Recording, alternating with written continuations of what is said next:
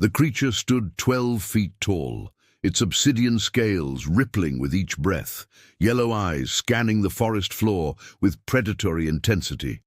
For 3 centuries, these apex predators had terrorized the Pacific Northwest, their razor-sharp claws and venomous fangs claiming countless lives.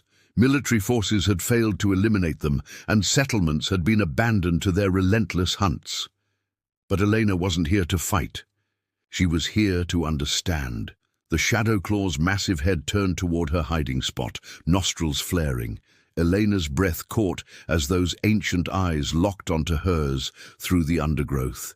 Every instinct screamed at her to run, but she remained, perfectly still, her weathered hands steady despite the terror coursing through her veins. She had spent 5 years studying these creatures from afar, documenting their behavior patterns, their social structures, their mysterious migrations. What she had discovered changed everything. The beast took a thunderous step forward, then another. Elena could smell its musk, feel the vibrations of its footfalls through the earth. But instead of the aggressive posture she expected, the Shadow Claw's movements seemed almost curious. Its massive head tilted, studying her with an intelligence that made her skin prickle. Then she saw it, the deep gash across the creature's left flank festering and infected. The Shadow Claw was in pain, its breathing labored. Without thinking, Elena slowly reached into her pack and withdrew a medical kit. The beast's eyes tracked her movement, but it didn't attack. "Easy," she whispered, her voice barely audible above the rustling leaves. "I'm not here to hurt you." The Shadow Claw's response was a low, rumbling sound that seemed to come from deep within its chest, not the bone-chilling roar of aggression she had heard in countless recordings, but something else entirely, something that sounded almost mournful. Elena took a calculated risk. She stood slowly, her movements deliberate and non-threatening. The Shadow Claw tensed but didn't retreat. Step by careful step, she approached the wounded giant, her heart pounding so hard she was certain the creature could hear it. When she was close enough to touch the beast's flank, she paused. The Shadow Claw's breathing had grown heavier, its yellow eyes never leaving her face. Elena could see intelligence there, ancient and deep. These weren't mindless killing machines. They were thinking, feeling beings. "I'm going to help you," she said softly, raising the antiseptic spray. "This might sting." The Shadow Claw's reaction to the treatment was immediate. Its massive body shuddered, but it didn't pull away. Instead, it seemed to understand that Elena was trying to heal, not harm. As she worked, cleaning the wound and applying healing gel, the creature's breathing began to steady. When she finished, Elena stepped back. The Shadow Claw looked at its treated wound, then back at her. For a moment that stretched like eternity, human and beast regarded each other across the vast divide of species and centuries of fear. Then the Shadow Claw did something no human had ever witnessed. It lowered its massive head in what could only be described as a bow of gratitude. The gesture was so unexpected, so profoundly moving, that Elena felt tears streaming down her cheeks. As the creature melted back into the forest, Elena realized she had just witnessed the first crack in a wall of mistrust that had stood for 300 years. The Shadow Claws weren't monsters. They were survivors, just like humanity. And perhaps, with enough courage and compassion, they could be something more. 3 months after her first encounter, Eleanor had established a routine that would have seemed impossible to anyone who knew the history of human Shadow Claw relations. Every morning at dawn, she would arrive at the same clearing with medical supplies and food offerings. The wounded Shadow Claw, whom she had named Magnus, would be waiting. The progress was painstakingly slow. Trust, Elena had learned, was not given freely by creatures who had been hunted for centuries, but gradually Magnus began to allow her. Closer.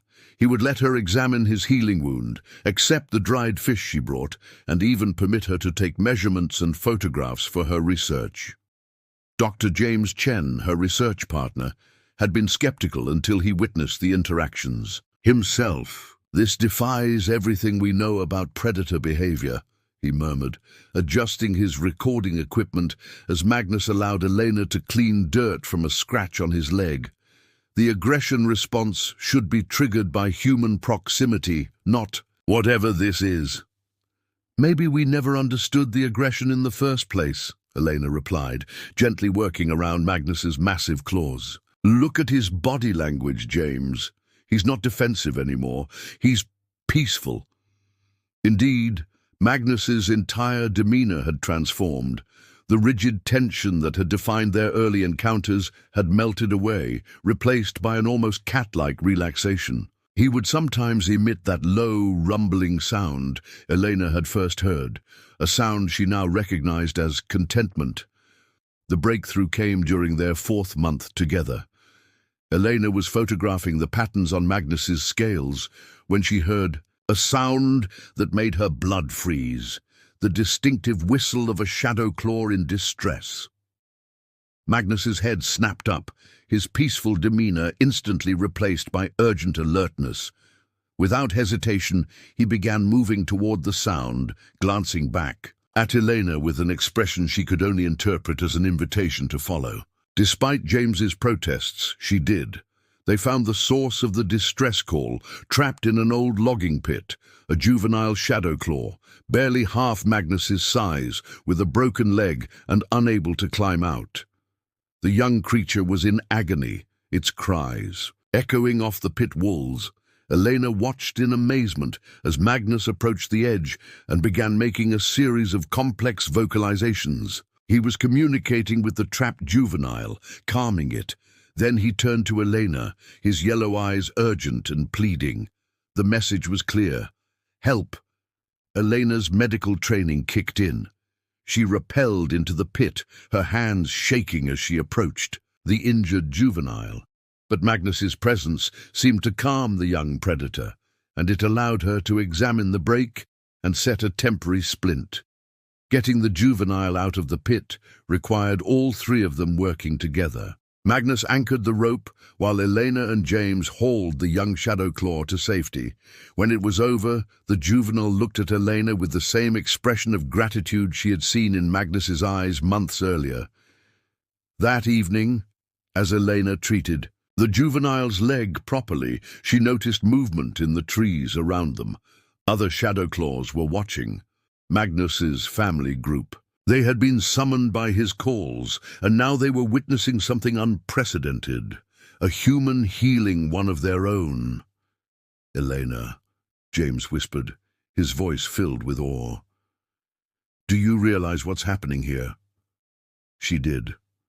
The juvenile she had saved was making the same rumbling sound of contentment Magnus had perfected, but more importantly, she could see the way the other shadow claws were looking at her. The fear and hostility in their eyes was being replaced by something else. Curiosity, and perhaps the very beginning of trust. As the family group gradually emerged from the shadows, Eleanor realized she was witnessing the end of an era and the beginning of something entirely new. The age of fear was dying, and in its place, something beautiful was being born. The morning that changed everything began like any other, but Elena sensed something different in the air. Magnus had been unusually vocal during their previous encounters, his complex vocalizations growing more elaborate each day. Dr. Chen had started bringing linguistic analysis equipment, convinced they were witnessing the development of a new form of interspecies communication. As Elena approached the clearing, she found not just Magnus waiting, but 7 other shadow claws arranged in a loose semicircle. Her heart raced, but not with fear, with anticipation.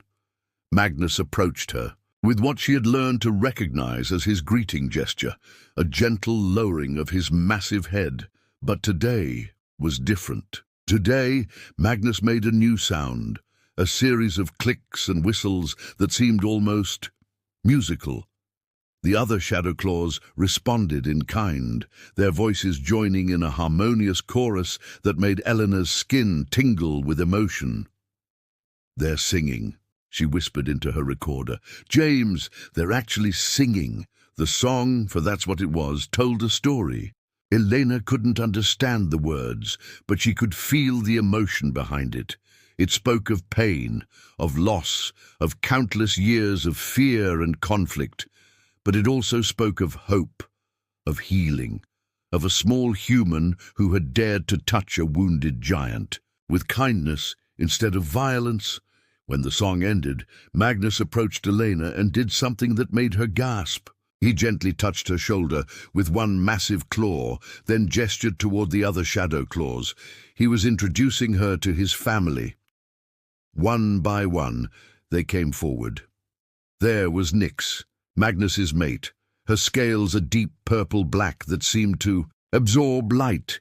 Their 3 offspring, Storm, barely adolescent but already showing the intelligence of his parents. Echo, the juvenile Elena had saved from the pit, now walking without a limp. And Whisper, the smallest, who seemed fascinated by Eleanor's equipment. Each Shadow Claw approached with cautious dignity, allowing Elena to examine them, to photograph their unique scale patterns, to document their individual personalities. She realized she was witnessing the Shadow Claw's own decision to trust humanity, not just Magnus's personal bond with her, but a collective choice made by the entire family group. The session lasted hours. Elena checked old injuries, treated minor wounds, and even played with the youngest, Whisper, who had developed a fascination with the reflective surfaces of Elena's instruments. The adult Shadow Claws watched with what could only be described as amusement as their youngest offspring attempted to communicate with Elena through a series of chirps and gestures. But the true breakthrough came when Elena was packing up her equipment. Nyx approached her with something in her mouth, a piece of polished stone, carved with intricate patterns that seemed to tell a story. She dropped it at Elena's feet, then stepped back with what Elena swore was pride.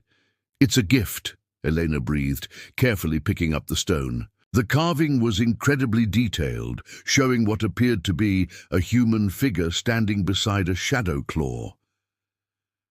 "They have art, James. They have culture. They have civilization." The implications were staggering. The Shadow Claws weren't just intelligent. They were sophisticated beings with their own traditions, their own ways of understanding the world. The centuries of conflict hadn't been between humans and monsters, but between 2 sentient species who had never learned to communicate. As the family group began to disperse, Magnus lingered. He made a new sound, one Elena had never heard before, a complex melody that seemed to be asking a question. When he repeated it, Elena had the sudden understanding that he was trying to teach her his language. She attempted to mimic the sound, her human vocal cords struggling with the complex tones. Magnus's response was unmistakable. He was laughing. The sound was deep and rumbling, but filled with such joy that Elena found herself laughing too. For the first time in 3 centuries, human and Shadow Claw laughter echoed together through the ancient forest. It was a sound that spoke of friendship, of understanding, and of a future neither species had dared to imagine. As Eleanor walked back to her camp that evening, the carved stone warm in her hands, she knew that everything had changed. The Shadow Claws had made their choice. Now it was time for humanity to make theirs. News of Elena's breakthrough spread through the scientific community like wildfire, but the public reaction was mixed. While some celebrated the possibility of peace, others called for increased military action against what they still saw as monsters. The debate raged for months, with Elena and James at the center of a global controversy. "You're asking us to trust creatures that have killed thousands," General Morrison stated during a heated congressional hearing.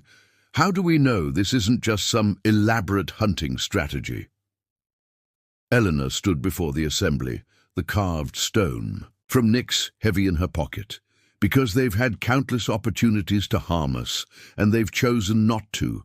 They've made peace offerings. They've shown us their art, their culture, their capacity for love and grief. We can either continue the cycle of violence that has defined our relationship for 3 centuries, or we can choose to build something new.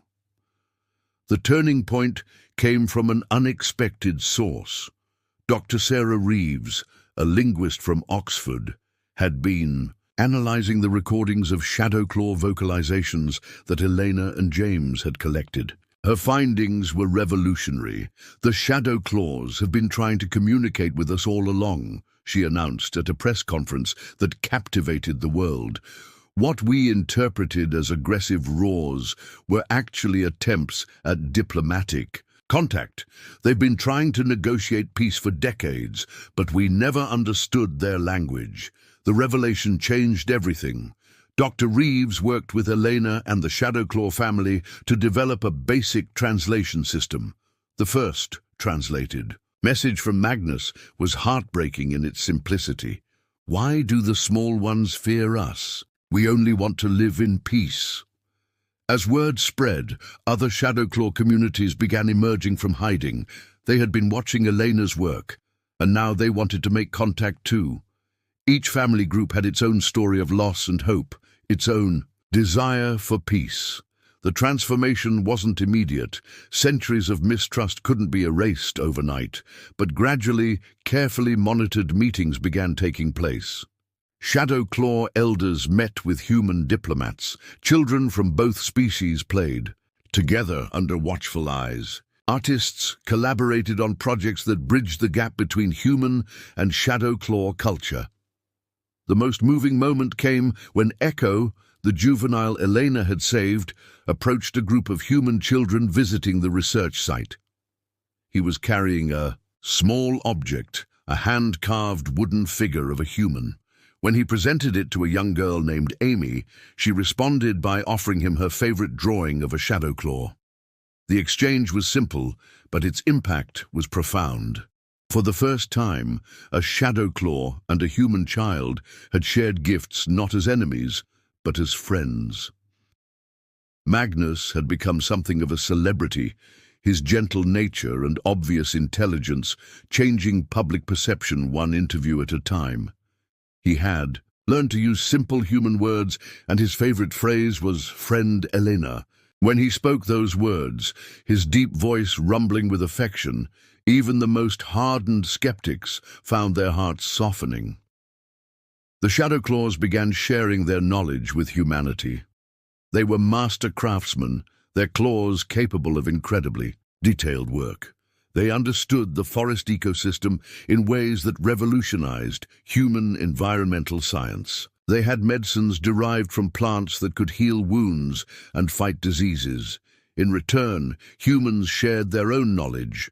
Shadowclaws marveled at human music, their voices joining in harmony with orchestras. They learned to read, their intelligence making them quick students. They began to understand human art, human dreams, human hopes. The bond between the species grew stronger with each passing day. What had begun as Elena's solo mission had become a global movement. Humans and Shadowclaws were working together, learning from each other, building a future neither could have imagined alone. As Elena stood in the clearing where she had first met Magnus, watching human and Shadowclaw children play together while their parents collaborated on a new kind of art that combined both species' techniques, she realized that the impossible had become inevitable. The deadly beasts had become beloved friends. The predators had become protectors. And the hearts that had once known only fear now beat with love. 1 year after first contact, the joint Human Shadowclaw Council announced an unprecedented event, the Festival of United Hearts. It would be held in Harmony Valley, a pristine wilderness area that had been designated as the first official shared territory between the species. Elena arrived at the festival site to find a breathtaking scene. Humans and Shadowclaws had worked together to create something neither species could have achieved alone.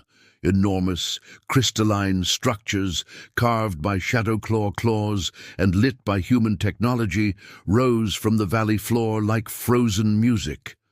Gardens that combined human agricultural techniques with shadow-claw knowledge of forest ecology created a paradise of colors and scents. Magnus greeted Elena with their traditional head touch, but his eyes were bright with excitement. He had been practicing his human speech for weeks, determined to give a speech at the festival's opening ceremony. "Friend Elena," he rumbled, his voice carrying across the valley, "today we celebrate not just peace, but love. Today we show the world that hearts can change, that fear can become friendship, that enemies can become family." The festival officially began at sunset, when both species naturally became most active. What followed was a celebration unlike anything in recorded history. Shadowclaw youngsters performed aerial acrobatics that left human children cheering. With delight, human musicians played instruments that had been modified to accommodate Shadowclaw voices, creating new forms of music that spoke to both species' souls. Elena watched in wonder as Amy, the little girl who had first exchanged gifts with Echo, now rode confidently on the young Shadowclaw's back as he soared through the crystal structures. Their laughter echoed across the valley, the sound of a future where such friendships would be commonplace. The feast was a marvel of cooperation. Shadowclaws had prepared dishes using their traditional methods, while humans contributed their own culinary arts. The result was a banquet that delighted both species' palates and symbolized their growing unity. But the most moving moment came during the ceremony of remembrance. Representatives from both species shared stories of those who had been lost during the centuries of conflict. Elena wept as she listened to Magnus tell the story of his grandfather, killed by human hunters decades before her birth. A human veteran named Colonel Davis spoke of his son, lost to a Shadowclaw attack 30 years ago. Then something extraordinary happened. Davis approached Magnus, and the two beings, one human, one Shadowclaw, embraced. In that moment, centuries of pain and anger seemed to dissolve. "I forgive," Davis whispered. "Do you forgive?"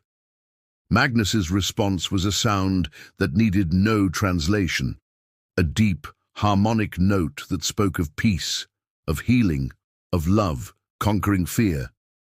"I forgive," he replied. In careful human speech, we all forgive.